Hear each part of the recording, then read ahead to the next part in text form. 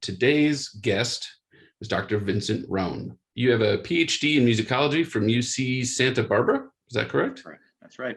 And you have taught at a number of places, but are currently at a Catholic school, the Franciscan University of Steubenville in Ohio. Ohio, yeah, that's right. Okay. You have done a wide variety of research, some of which we're going to be talking about today. If you don't mind, would you introduce yourself and talk about your research? Okay, sure, I'd be happy to. Just everyone make sure you're heavily caffeinated for this. So I am, well, I'm a musicologist by trade, but I also have a master's in sacred music and organ performance. So I'm a church organist and a choir director. And so I have, I have a university job, and then I also have a church music job where I manage the music program for three Catholic churches within about 10-minute driving distance with all of them. So, and I'm the only person on staff too. So it's a heavy lift. But I kind of came to this line of work kind of just a roundabout way, because I thought I was going to be able to do. I thought I was going to be a concert pianist for when I was younger, and then I just convinced myself I really wasn't good enough to pursue music when I went into undergrad. So I majored in what I excelled at naturally, which was religious studies, and then I added on a fine arts major for my undergrad. So I did a lot of readings about religion and theology and whatnot, and then I also did black and white photography, and I minored in music, and I did a lot of still life drawing and such like that. So I had this very variegated interest set of skills and interests and whatnot, and I didn't know how to apply them. So I thought the best way of figuring out what to do with my life was to keep going to school so I could prolong growing up. So then I did. Work? Are you grown up now? Oh, I just turned 41, and I still feel sometimes like I'm 19. So that's a good thing in a way, and it's also a bad thing. So I'm going to take the fifth on that one. Okay. And then I got a first master's in sacred music. So I went back and I kind of told myself, no, you probably should do music with your life. And I was playing the piano one day at my undergrad, and the director of career services was like, "Hey, have you ever played the organ before?" And I was like, "No." And so he goes, "You want to learn?" And I just went, "Yeah, sure, fine." So we took a couple of lessons, and I learned a couple of pieces, and then he puts me in touch with his former teacher, who was the chair of a music department in Pittsburgh. And so they got me in touch with him, and then I auditioned, and then all of a sudden I'm like, "Hey, I'm going to Pittsburgh for a master's degree in music. How did that happen?" And then so that was 2002 to 2005. And that was very formative years for me. And then I went back home to New Jersey in 2005, taught piano, and then taught at a private school for a little while. And the private school closed down. But my being there and it closing down is there's no connection there. At least I hope not. And and then I applied for. I needed to get better credentials for doing what I thought I was really good at, which was music history. So I was taking classes at night in New York City. I was living in New Jersey, by the way. I took classes at night in New York City while I taught during the day, and started getting my credentials back up and my competitiveness. And then in 2008, I moved to Santa Barbara and was there until 2014. And during that time, I lived in France for a little while to do my research. And then I came back and lived in Virginia and taught out there for a year, and then went back to my undergrad and taught there for a while. I taught writing and music, and like English composition. And then after that happened, I could not break into academia full time. It's notoriously difficult to get a full-time tenure track job as a professor. It's like one applicant out of like 350. So it's a lot. And you have to be ready to just pick up and move anywhere in the country or the world, depending how wide a net you cast. And then I came back and what else did I do? Oh yeah, I started teaching high school. Started teaching high school choral music. And then my wife and I got married in 2018. And I waited quite a while. And then this job in Pittsburgh kind of fell into my lap. And so we moved out here in 2019, and I think I'm finally settling down and trying to adult, which is great. It's great. We all love it. Well, okay. So you talked about one track of research you did in France, and that was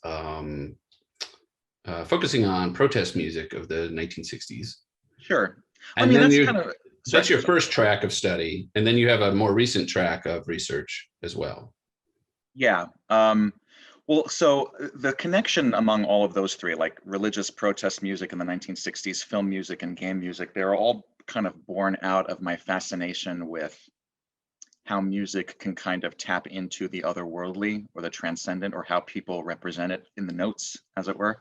Mm-hmm. And so there are many different ways through my study, many different ways of them doing that. And so that's why I kind of gravitate towards fantasy genres. And so I've noticed when I was researching that these composers who were these Catholic composers in the 1930s and through the 1970s, they did a number of things to suggest the otherworldly in a religious context. And it was very similar to what film music composers would do within fantasy genres to in the representation of like say like demons and angels, or in the case of it would be like wizards and elves and stuff like that. Right. So that was kind of like, that was really where it started. And then because I see such a connection between the Lord of the Rings fantasy and the Legend of Zelda fantasy, that just kind of got hooked into it. And that's kind of a connection among all three of those very disparate interests. Mm-hmm. Well, so, Tolkien is the Lord of the Rings series is epic. It was epic in its day, and then Peter Jackson did the film adaptations.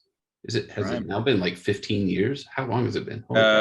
December will be 20 years. No, oh my, I'm old. But those are like cultural touchstones now for a lot of people. You see memes on the internet featuring popular scenes and that major characters and so on. And we can debate whether Peter Jackson's films are any good in terms of adaptations of the books. My 12-year-old is reading through the books finally. She's halfway. Well, she's just finishing up the Two Towers, and she's like, the movies are trash. I can't believe those. Wow. I wouldn't go that far. I really enjoy the films. she tends to be one way or the other here. So, we'll let her, she'll come back eventually, because there are some great things about the movies too, right? Yeah. Particularly musically, in my opinion. Mm-hmm. But so you, so the study of video game music is ludomusicology. Yeah, that's right. And you contributed to a book of essays, and I think actually you're working on another book of essays about it. I was asked to.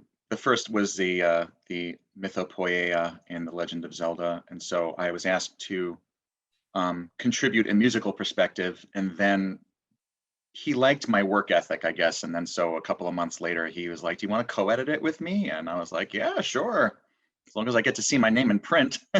So that was good. The essay there was Twilight and Fairy, right? Right. Okay, and you talk about you're comparing the epic qualities of Lord of the Rings, which features a lot of music, even in the books. Sure. With the epic qualities of the whole Legend of Zelda franchise and all the different stuff, particularly Twilight Princess. So I don't know how many students in our audience have played any of the Legend of Zelda games, or specifically Twilight Princess, but you talk about nostalgia Mhm. in there. Can you explain what you mean there? Maybe give some background on your essay. Well, that's a very loaded question because Okay. we often no, I mean it's okay. I'll try to untangle a few things, but I think the biggest barrier is there's not there's not a whole lot of consensus as to what nostalgia actually means in many circles because it's you kind of sort of can maybe explain what you're feeling and it gets very fuzzy when you try and do so. Um, so at any one given moment, people can think of it as an emotional state, a state of being, a symbol, an actual artifact, an act of some sort, or they can like interchangeably conflate these terms as well too, and they don't actually they don't really know it that they're doing so.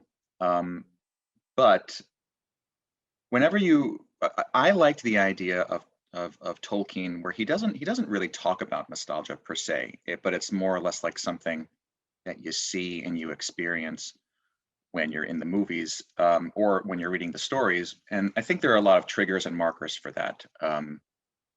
Oftentimes you get this in with the elves because they're immortal and they can't be killed by sickness or old age or anything like that. They can only be killed by weaponry, or they can die of a broken heart of grief. So their way of resting, of sleeping, is not necessarily the way we would conceive of sleeping. That's more or less like they dream while they're awake. And so it's almost like an altered state of consciousness because memory for elves is a lot more potent and tangible the way memory is for us. So it's oftentimes it's when the elves, what kind of gives the elves their grief and their sadness is the fact that they remember all these things so vividly, and they oftentimes want to go back into that past.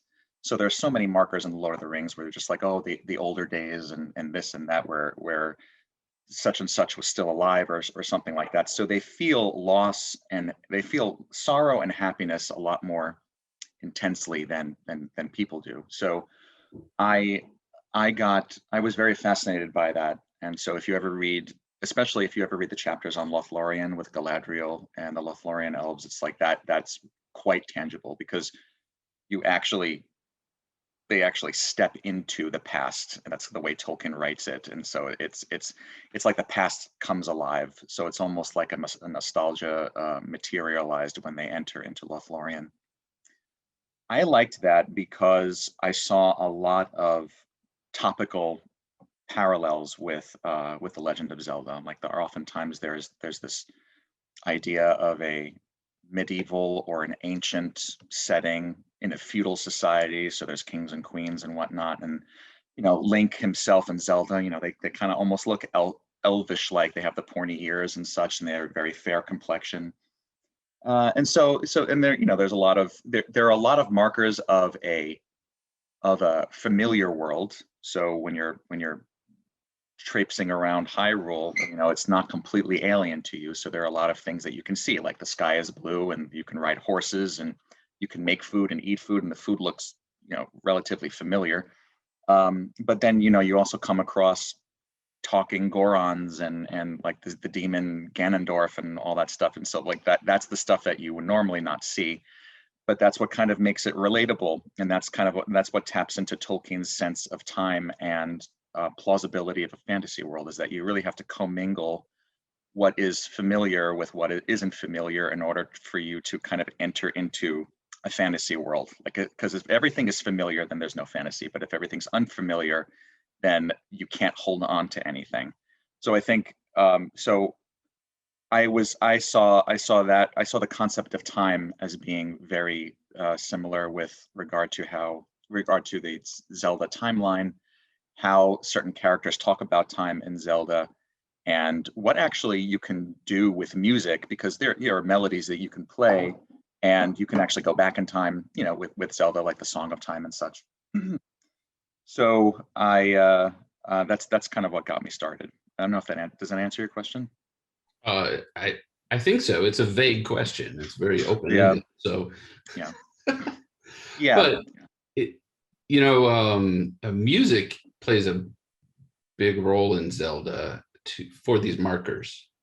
oh yeah. Um, but I think your research and your writing gets at ways music helps us to connect to epic mythologies and sort of ties us to, um, I, for lack of a better word, it also ties us into the episodes of a franchise. If you think of Zelda's different games and adventures as episodes, um, so can you talk more about how music helps a gamer connect to?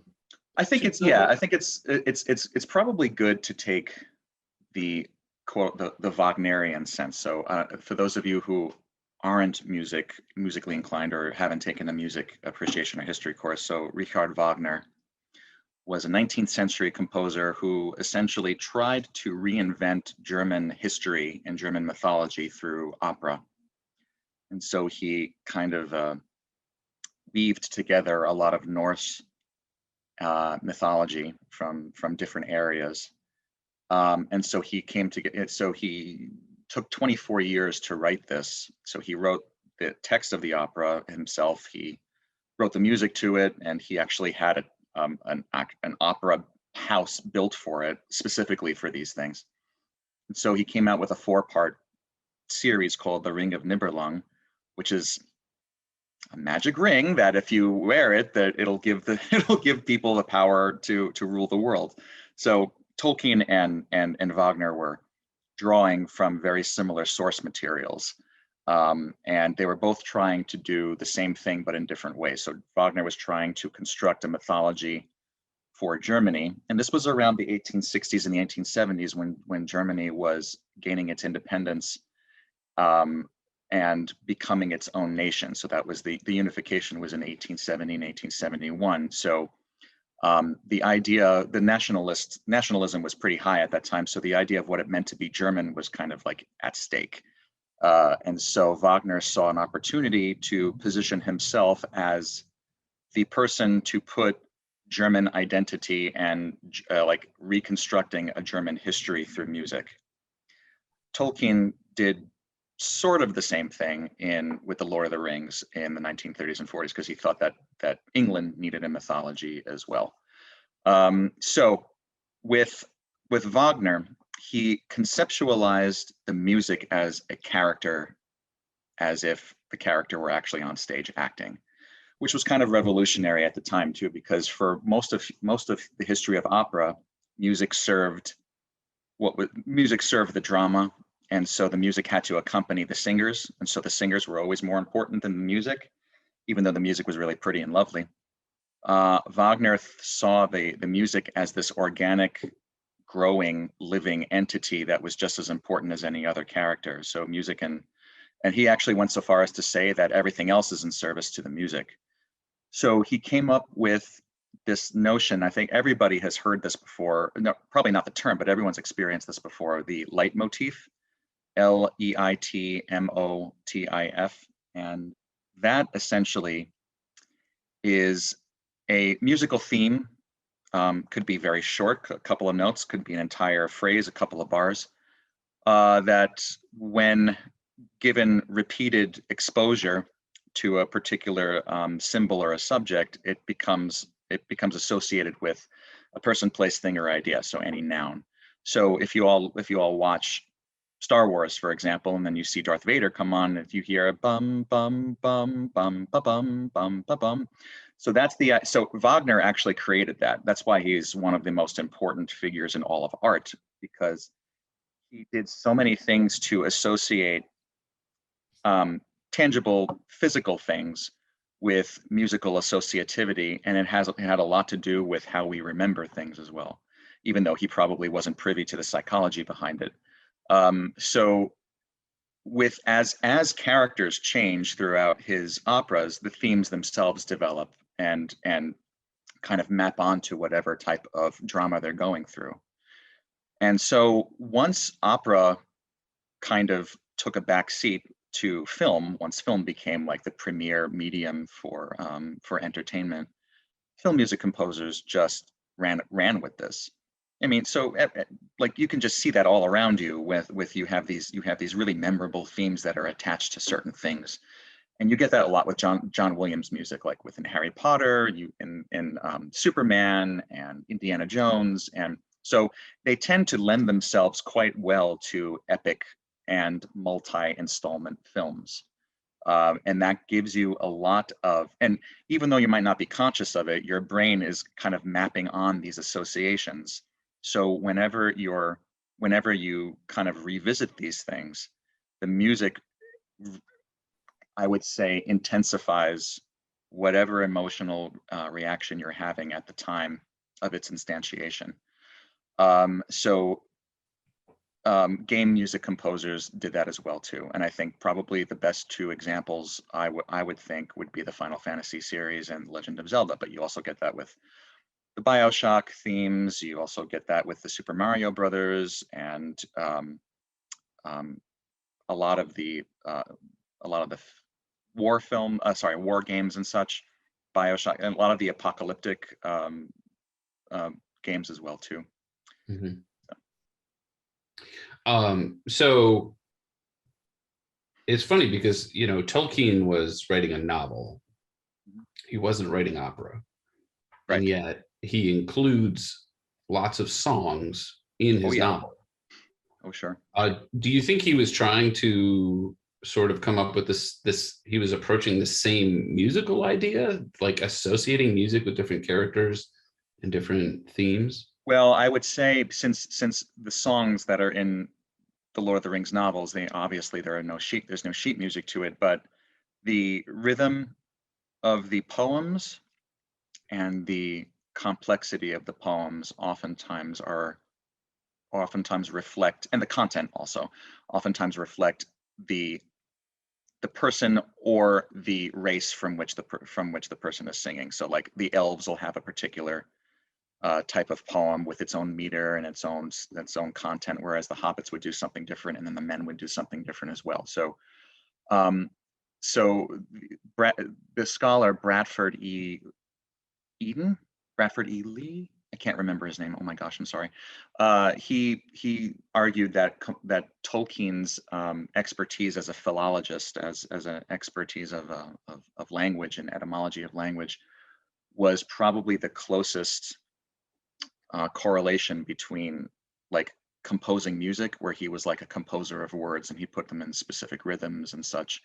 So there was a lot of songs in the Lord of the Rings that when Tolkien would read and he would record his reading of them, he would make up his own melodies, and the melodies themselves also were extremely different given who was singing them.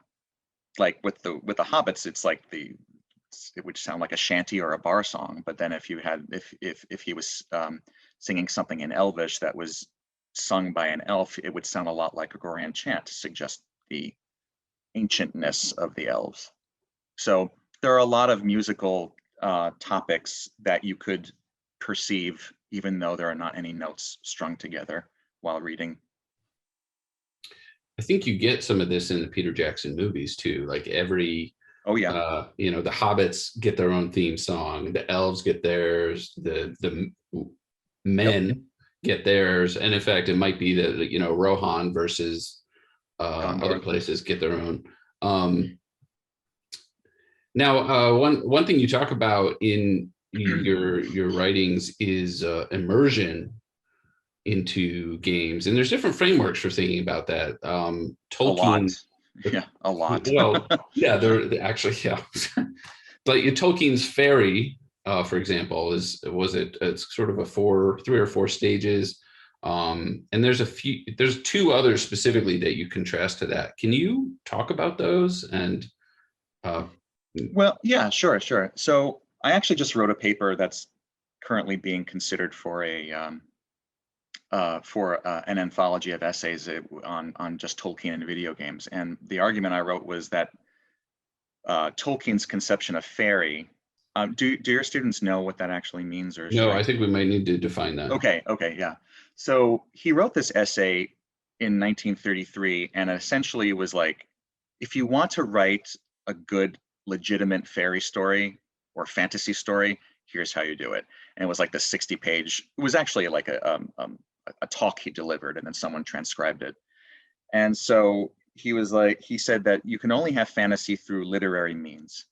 So he kind of eschewed like any other form of media that would legitimately like transport you. So no video games.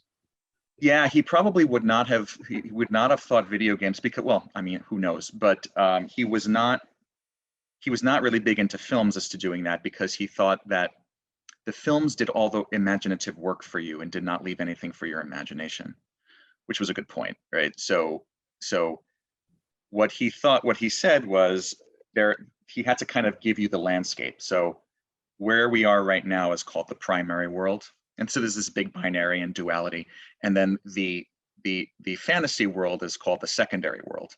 And the secondary world is only accessible if readers practice what's called secondary belief, which is they have to kind of suspend their disbelief of a number of things happening. Like, you have to be able to kind of just shed a lot of the constraints of the world around you, and then enter into a world that is familiar but not too familiar. And that kind of refers back to, the sky should be blue and you should see animals, but then you could also see, like, dragons and wizards and stuff like that. So he said that there were four steps in which you can do this. Like, it was fantasy, escape, recovery, and consolation. And he walks through all of those steps. So the steps themselves aren't the meanings of the steps aren't that important so much as he kind of stratifies a process by which you can enter from the primary world into the secondary world, and you can sustain yourself within that secondary world, or at least sustain your imagination. Now, immersion, for as many people who talk about immersion, there are usually like an equal amount of definitions and or characteristics, but oftentimes the most compelling definitions of immersion I found were these multi-step processes as well, and they sound remarkably similar to what Tolkien did. So I thought there was something interesting about that, and that's why I started writing about it. And I thought that the notion that you have to be somewhat emotionally invested into a game or into a piece of literature, or actually the concept of immersion came from the visual arts, right? So it's like you're so invested in something that the physical world around you just kind of like all other sensory information gets muted or quelled, and you're only like concentrating on that. So we see that a lot in when we go to films and we go to movies. You're so engrossed in it that you have no idea what's going on around you, and your sense of time is also completely warped. So if you're really involved in it, it's like an hour goes by and it feels like it's about 4 or 5 minutes. Those are hallmarks of immersion. And Tolkien writes about pretty much the same things in the 1930s. So I saw a lot of parallels between those. And so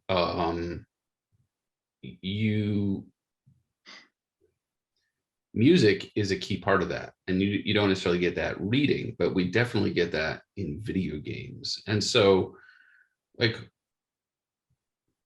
what are some of the, I don't know, what are the techniques that people have used music in video games to help with immersion? How does leitmotif tie into that? Yeah, leitmotif is probably one of the more sophisticated techniques to do that, because it how would you say, it presupposes your familiarity with something of the past to which you can bring an association, right? So there's a lot more going on with a leitmotif than we're actually aware of. But there are some more simpler things. So let me just punch up the paper I co-wrote with a friend of mine for this nostalgia and video game music. we wrote an essay on the psychology of musical nostalgia while you're playing video games. And so we read a lot of psychology and neuroscience papers. And we actually found some pretty fascinating results. But here are some just regular techniques that you can experience, right? Or at least you can be aware of them. You can see this a lot in film music as well as video game music. So one is a brainstem reflex, in which the Hollywood technique is called a zinger, right? So it's like the musical equivalent to a jump scare.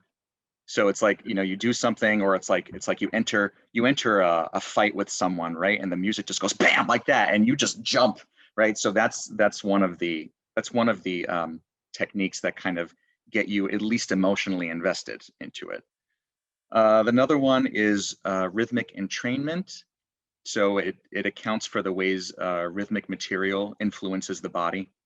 So oftentimes you would see this in regular games, but probably the most compelling are the ones like Cadence of Hyrule, Crypt of the Necrodancer, and Guitar Hero and stuff like where you're actually performing.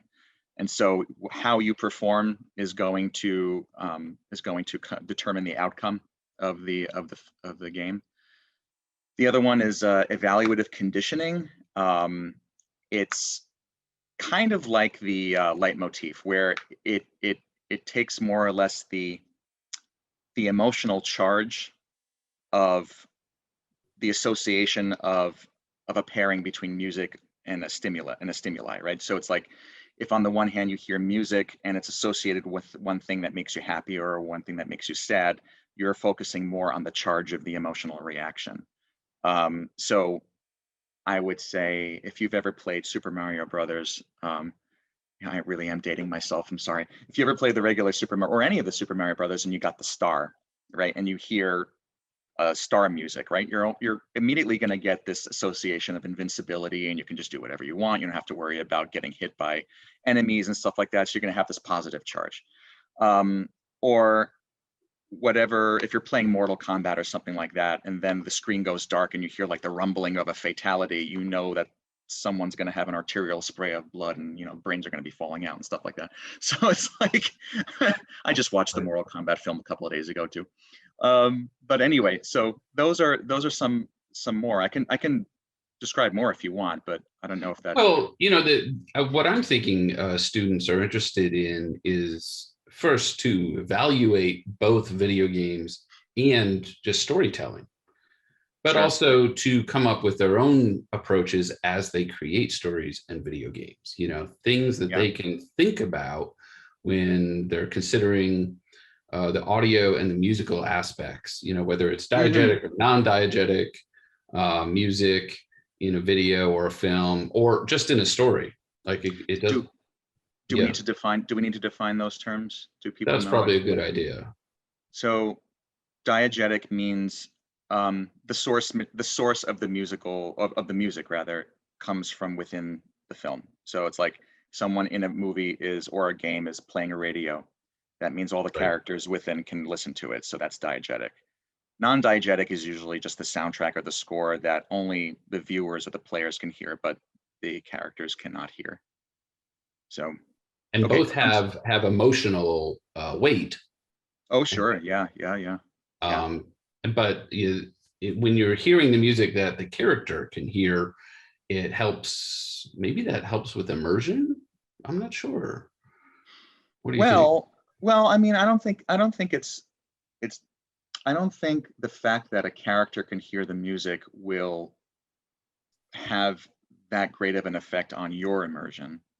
I think your emotional response to the context and how the music is either reinforcing or even subverting that context. So like sometimes there was a really good film, but has anyone ever seen the movie Face Off? Like the 1990s, right? So it's like John Travolta and Nicholas. Yeah, it's terrible. Bro. Yeah, it's a terrible film. But anyway, it's like John Travolta and Nicolas Cage, they like swap faces, and one's a criminal and one's a cop. So you can see how messy this would get. But at the end of the film, there was this huge shootout. And you would think that the shootout would actually have like action music or whatever. But no, it's like you just hear a little girl singing Somewhere Over the Rainbow. Like that totally subverts things, right? And you're like, what? Okay. All right. So it's like the music will either reinforce your expectations or will sometimes delightfully, but sometimes disappointingly, like just subvert your expectations or escape them or evade them. Mm-hmm. So with storytelling, you have a number of things I think you need to think about, right? It depends on what you wish to emphasize. Do you wish to emphasize a mood, a place, a character, a situation, a particular theme that maybe a number of characters would partake of and whatnot? And then it's like you have to think about what musical idea would most suit that. So you would have to think of your rhythm. You'd have to think of a mode, like if you want major or minor mode, or if you want to do even different, more weirder scales and whatnot. I don't know how many people are musically literate, but for the elves, for example, Howard Shore uses synthetic scales like an octatonic scale, where it's like a scale it's a symmetrical pattern of half step, whole step, half step, whole step, half step, whole step, half. So it's like you can get these weird chords and chord relationships versus using just a major scale and a minor scale. But for hobbits, he only uses major keys. So there's this big contrast between them. And then for men, he uses just the ancient modes that would be used in like Gregorian chant of the ancient church. So you have these sound worlds that are just assigned to different races to accentuate certain things. So, you can think of using different scales and whatever sound world you want. And then there's also instrumentation, like what type of tone, color, or sound quality you actually would want to use. Mm-hmm. So I would, and so oftentimes when I think of narrative sense, I think of the music taking on a character as well, or at least the music has to amplify and accentuate a character. So insofar as if the music weren't there, there would be something pretty important missing. And so that when you encounter the music, you immediately connect it to that character. Well, I think you start to. I mean, I think it would change for a lot of people depending on how many repeated listenings or repeated exposures they have to it.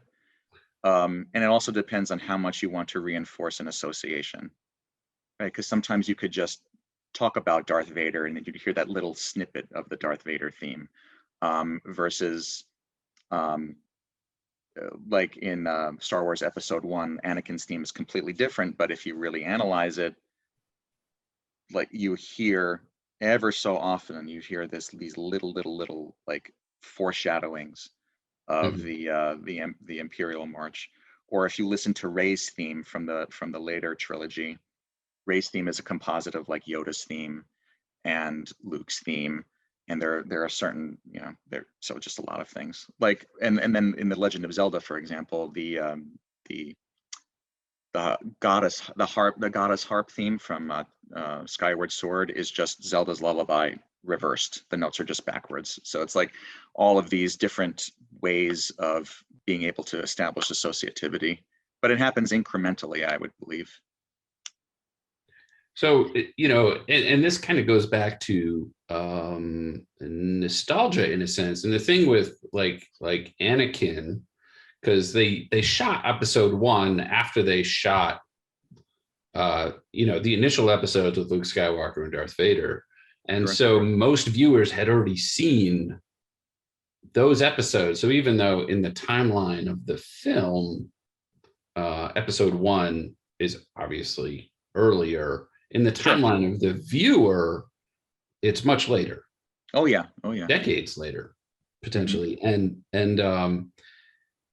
we then have this nostalgia that connects the music to those earlier films, because I mean, certainly our generation, if not some of the younger generations, still Star Wars is a cultural touchstone. You hear Darth Vader's march and we immediately know what that is. most of us. Oh yeah. So there's I don't know, this idea of nostalgia of musical worlds that you talked about. I find that really interesting because there are these musical worlds where we remember the characters and the places and so Well, on. so what I think I'm intuiting where you want to go, where you're taking this. And do you mind if I just jump in and kind of? Go right Okay, ahead. thank you.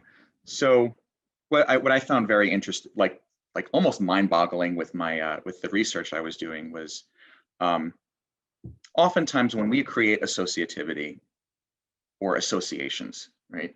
You have an association with the musical material, right? But then it opens up to another world, because once you watch a movie when you're a kid and you have that association of like Link to ba ba ba ba da dee da da, something like that, and then you play the same game a couple of years later, not only do you have that association of Link with that particular musical utterance, but then it's going to just open this whole vista of what it was like when you were that age and that time. And so I was trying to figure out, what are these, how do those two things connect? And there are a couple of things that oftentimes are there, which we might not consciously know it, but our brain does, is that you were forming some sort of a relationship, right? You're either playing with somebody or you're playing alone. But if you're playing with somebody, oftentimes that mode of play can say a lot about your relationship with that person. But then oftentimes too, it's like if you're playing with an avatar and you are spending 50, 70, 90 hours with an avatar, you sometimes even form a relationship with that avatar. However trivial, it takes a bare minimum of an emotional investment. And because it's like the amount of time that you sometimes spend playing a game, you cannot help but become emotionally invested in the game. So that's a prerequisite for all of this nostalgia, is like relationship building, to however degree you can have it. Because nostalgia itself, if you're going to take a psychological point of view, is an affective state, an emotional state that is generally positive. Like we kind of think that it's a sad thing, but oftentimes it's generally positive, but it does have that bittersweetness to it. The sweetness is because you have this memory that oftentimes you really treasure and cherish. The bitterness is that you'll never be able to get it back. What music does is amplifies that feeling a lot more, like tenfold. Right. What makes, and so what's even like more mind-boggling about this is that your part of your brain, like right behind here, which is the medial prefrontal cortex, houses how we process music, how we process autobiographical recall, and how we process emotions. So it's like, I thought that was just awesome when I found that out. I was just like, oh, that makes a lot of sense, because it's like music like immediately taps right into that and just brings it back with such more efficiency than if it weren't there. And that's where kind of like music-based nostalgia comes in. Mm-hmm. And what makes video games even stronger with that is because what you do in a video game can oftentimes determine what musical output happens. So that's the concept of interactivity. It's like the game is going to respond to your input. So you're physically moving around, you're physically doing something, and then the game, obviously the game's graphics, but then also a lot of times the game's music is going to respond to that. So when you're physically invested in the game and emotionally invested in the game, and then you have a sonic approximation of those investments, it makes the emotional currency or the emotional investment so much more powerful. I would even go so far as to say that that would be the mark of a well-designed game experience or storytelling experience. Yeah. I would say so. And I think the Epic games probably have a little bit more of a leg up than other games, because once you have epic games, like even with Assassin's Creed or whatnot, you have this larger panoply of installments that all contribute to a growing legendarium, a growing mythology, and that's the idea of mythopoeia. It's like you're building myth as you go along, like you're contributing to myth making as you do that. And so the more installments you have, the more you add and refine the plausibility and the compellingness and the strength of the myth you're trying to build. Right. Thank you for defining mythopoeia, and also for just pronouncing it, because I feel like I've heard it like 3 different ways. But, well, actually, that was Tolkien actually invented that term. Right. Yeah. Hey, I want to be aware of the time. Students, if you have questions, we've been talking, and I've been fascinated by the conversation. But does anyone have a question? Yeah, I was going to ask. I'm taking a songwriting course, and this semester we focused on protest music, and I was wondering, just something that's coming around and rolling around in my mind is, can video game music be used for protest? Have you seen any instances? Yeah, I saw that question, and I thought that was a really good one. Well, so my take on it is that you can politicize and weaponize. I'm sorry if those are, I can't think of any better terms than that, so I'm sorry if those are strong terms, but you can politicize and weaponize anything when it comes to that. So off the top of my head, has anyone ever played or heard of the game Transistor from 2014? So I've heard of it. I haven't. You've heard of it, right? So it's the main protagonist is a girl, a woman who has this thing called a transistor, and she doesn't know why she has it, but she knows that she's being chased, she's being hunted by it, but she has to carry it because something happened at the beginning of the game where she loses her voice, and her voice goes into the transistor, right? And so now it's like the whole game is kind of like, trying to figure out how to get her voice back before the enemies kill her. And like spoiler alert, at the end of the game, she becomes, I won't tell you how, but like she becomes reunited with her voice. So it's like the musical, and she was a singer too. So it's like the musical utterances, if there's like a theme there for the transistor, I could see that becoming a rallying call for anyone, or any, like, I would say, like, not minority group, I don't want to say that, but like any group that feels itself either silenced or oppressed, to use that as a rallying call to get their voice back. You can always make these connections, I believe. It depends on how many dots you're willing to connect, and what the underlying symbol or logic is behind making that connection. Does that answer your question? Yeah, definitely. And I don't know if you've heard of the game Detroit Become Human. I don't know if you have any thoughts on that, if you've heard some of the music. I have not, but I would love to, if you want to send me in the chat the title again, I would like to look it up. Thank you.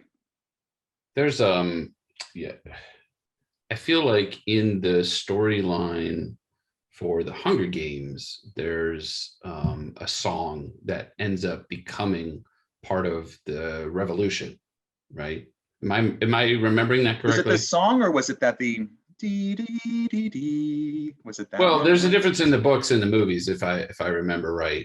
I read the book so long ago, I don't even remember. Are you thinking of like The Hanging Tree, maybe? Maybe. That's like a song in there. Maybe I'm thinking of The Hanging Tree. Maybe, I don't know. But that would be interesting, video game music. I think a game would have to have become popular enough that a lot of people would recognize it, right? There would be clear associativity. And then it would have to, It would need to be part of the cultural collective enough to where a theme would be generally recognized among people, I would say. But if it's not, then that actually could give you some, that you could reappropriate it in that sense for something else. I'm not saying that's what you should do, but it probably, if it's lesser known, then actually it gives you a lot more freedom to establish your own associativity with it,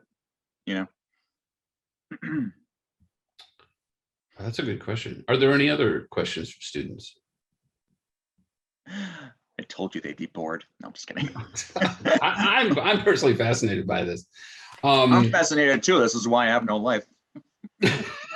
I have another one if you'd be willing to answer. Of course, yeah.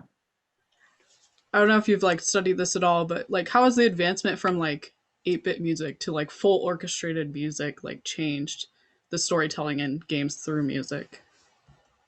Oh, that's a great question. So there's a scholar who would be able to talk about that a lot better than I would. His name is Tim Summers, Summers. He's like one of the heaviest hitting ludomusicologists, and the guy's like 32 years old. He has like 3 books out. I'm really jealous. But anyway, um, so when you had 8-bit, you were extremely limited in your sound palette. So you can only get like maybe 3 or 4 um, different colors or tones, right? Which would equate to what an instrument would sound like. Once you started adding a lot more, then the range and the register allowed the music to take on an orchestral components, and therefore we're able to more appropriately underpin or under support the more sophisticated graphics and storytelling, visual storytelling components there. So I would say it afforded composers to do a lot more with their options, and then they can do things like being able to transition. So if you listen to like 8-bit games, right? Like once you go from one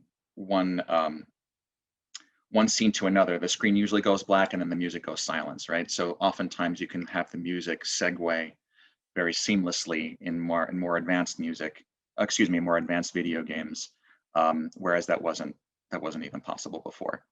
And then again, the idea of interactivity and music that's adaptive to player input, that generally the adaptive component in 8-bit games was usually reserved to just sound effects. So like I'm thinking of Duck Hunt or like Paperboy, or Pong, even from like the 1970s. It's like the music was wall to wall. The music was just like, it would stop. And what I mean by wall to wall is like it would start and it would be on endless loop and nothing would change.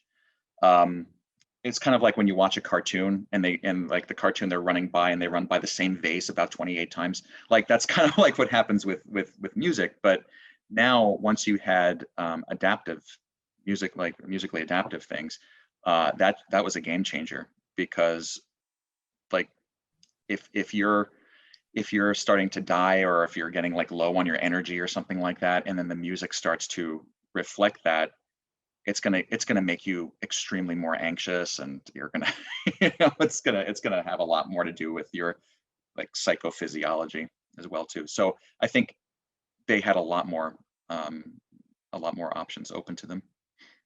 Well, and I think nowadays, now that you have full orchestration available to you as a designer, and Yep. even just the average person can download software off the internet and make something that sounds orchestral. Yeah. Oh, But yeah. then if we choose to sound 8-bit, that's a conscious choice then, Oh, which yeah. has emotional weight. Yeah. So after 9/11, after the Great Recession of 2008, this started around 2011, where like retro merchandise just exploded. And that's one of the reasons why, if you look at Nintendo, like I would say the latter, like maybe midway through the lifespan of Wii, starting at about maybe 2009, 10, and especially with the Wii U and Switch, Nintendo often makes its bread and butter on repackaging of its ancestors, of like the old 8-bits, and people love it. So like retro culture is extraordinarily profitable. The author named Reynolds came out with Retromania. I think that was 2011, and that kind of that was, he wrote the book on our fascination with the past, and it's also a symptom of it's also a nostalgic symptom, like retro studies, because in we can track with growing anxiety how fast technology develops, and within that, the geometric rate at which technology advances leaves prior technologies obsolete in such a way that it's much faster. And so we are able to see that, and because of that, oftentimes we become anxious because we need something to hold on to, And the retro culture is kind of like an antidote to that, because it's like, oh, there are all these digital things. Well, I want a record. I'm going to actually hold on to a record. I can actually keep it and hold it. Right. Yeah. I was also thinking of music. I'm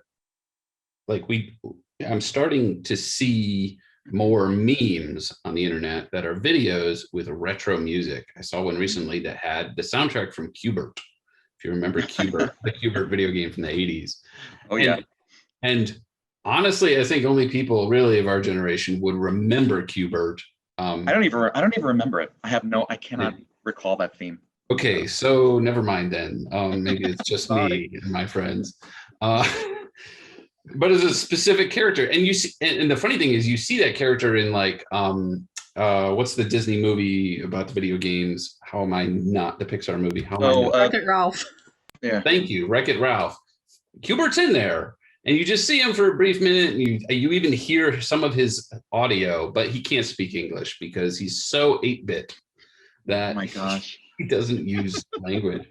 But so now there's like retro memes, and now that we can support more video on the internet with sound, I feel like that transport is now becoming more a part of the meme culture even. Oh yeah. Yeah. I mean, the commodification of things into nostalgic objects basically started in like the 1950s and the 1960s. So it's like, well, actually, maybe you guys didn't know this, but like nostalgia, the term itself came out in 1688, and it was a pathology. It was a disease. It was an actual disease of homesickness that people thought was a neurological disorder. So it started. So yeah, it was basically Wow. it was basically like Swiss army people, Swiss army people, people in the Swiss army, when they were away, they would come back with this affliction, and they didn't know it was actually homesickness that much. And so this one doctor was just like, oh, you have nostalgia. It's this neurological disorder. So it had this long incubation period of going from a neurological pathology to almost like a medicinal, and like by the 1850s it was seen as kind of like a medicine.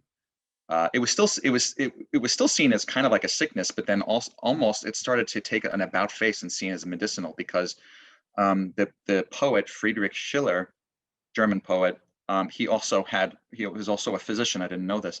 So it's like, hey, we're going to treat nostalgia by these relaxation therapies. So they would often take the patients out into the countryside and have them recall, as they were in this really relaxing state, they would have them talk about their childhood.